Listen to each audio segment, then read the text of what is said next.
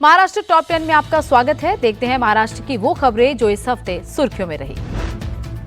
महाराष्ट्र में सड़क इंफ्रास्ट्रक्चर को बेहतर बनाने के लिए फडणवीस कैबिनेट ने 12,422 करोड़ रुपए के महाराष्ट्र रोड इंप्रूवमेंट प्रोजेक्ट को मंजूरी दी है। इस परियोजना के लिए एशियन इंफ्रास्ट्रक्चर इन्वेस्टमेंट बैंक और न्यू डेवलपमेंट बैंक से 2 चरणों में 1 अरब डॉलर की वित्तीय सहायता ली जाएगी। पहले चरण में करीब 1500 किलोमीटर सड़कों के सुधार और आधुनिकीकरण का काम किया जाएगा। सरकार का कहना है कि इस योजना का उद्देश्य महाराष्ट्र की सड़कों को आधुनिक बनाकर यात्रा और माल परिवहन को आसान करना है। महाराष्ट्र आने वाले समय में एआई क्रांति में वैश्विक नेतृत्व करेगा। मुंबई टेक वीक 2026 में मुख्यमंत्री देवेंद्र फडणवीस ने कहा कि मुंबई और पुणे अपनी मजबूत तकनीकी व्यवस्था, आर्थिक ताकत और तेजी से बढ़ते इनोवेशन के कारण भारत में एआई विकास का नेतृत्व करने के लिए तैयार है। उन्होंने बताया कि राज्य सरकार एआई क्षेत्र में निवेश बढ़ाने, नए रोजगार पैदा करने, सेंटर्स ऑफ एक्सीलेंस और एआई इनोवेशन के क्षेत्रों को विकसित करने पर तेजी से काम कर रही है। इस कार्यक्रम में मेटा, ओपन एआई और गूगल क्लाउड जैसी वैश्विक टेक कंपनियों ने हिस्सा लिया।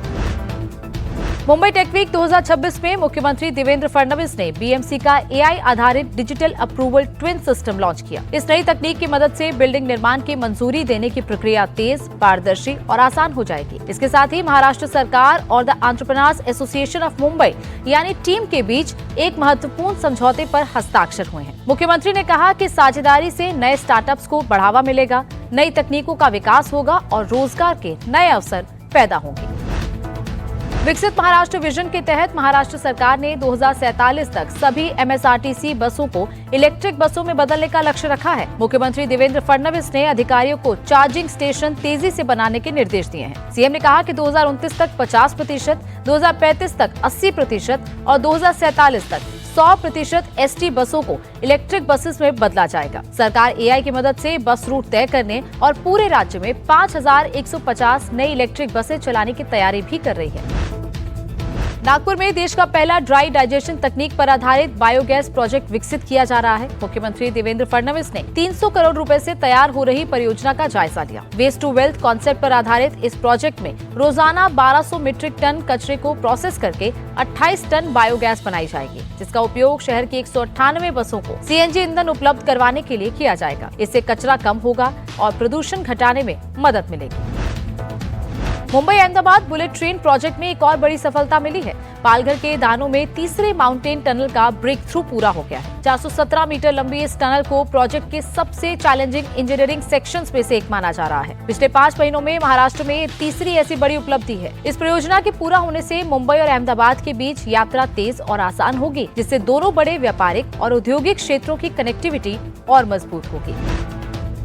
राजमाता अहिल्या देवी होलकर की 301वीं जयंती के मौके पर महाराष्ट्र में कई कार्यक्रम हुए। मुख्यमंत्री देवेंद्र फडणवीस ने खुद अहिल्या नगर के चौंडी में स्थित उनके स्मारक पर जाकर श्रद्धांजलि दी। डिप्टी सीएम एकनाथ शिंदे भी जयंती समारोह में शामिल हुए और कहा कि अहिल्या देवी होलकर का लोक कल्याणकारी और जनहितकारी शासन आज भी समाज के लिए प्रेरणा स्रोत है। डिप्टी सीएम सुनेत्रा पवार ने भी उन्हें नमन करते हुए कहा कि उनका जीवन न्याय, त्याग और समाज सेवा का उदाहरण है, जो आज भी खासकर महिलाओं के लिए प्रेरणादायक है।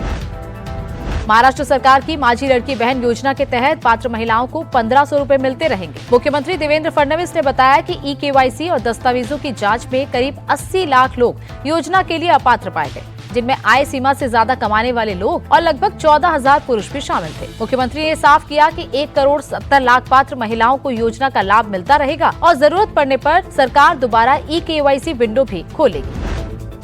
महाराष्ट्र सरकार ने मुंबई के नरीमन पॉइंट स्थित एयर इंडिया बिल्डिंग का अधिग्रहण पूरा कर लिया है। मुख्यमंत्री फडणवीस की मौजूदगी में लोक निर्माण विभाग और air India assets holding limited के बीच डीड ऑफ सरेंडर पर हस्ताक्षर किए गए। इस इमारत के लिए सरकार ने करीब 1601 करोड़ रुपए का भुगतान किया है। यहाँ अलग अलग सरकारी दफ्तरों को एक जगह लाया जाएगा और हर साल लगभग 200 करोड़ रुपए के किराए की बचत होगी। म्यांमार के राष्ट्रपति के सम्मान में गवर्नर जिष्णुदेव वर्मा ने महाराष्ट्र लोक भवन में स्वागत समारोह आयोजित किया। इस अवसर पर मुख्यमंत्री देवेंद्र फडणवीस, उप मुख्यमंत्री सुनेत्रा अजीत पवार और राज्य सरकार के कई मंत्री मौजूद रहे। राष्ट्रपति मिन आंग लाइंग के पद संभालने के बाद ये उनका पहला विदेश दौरा है, जिसे भारत और म्यांमार के बीच रणनीतिक और आर्थिक संबंधों के लिए महत्वपूर्ण माना जा रहा है।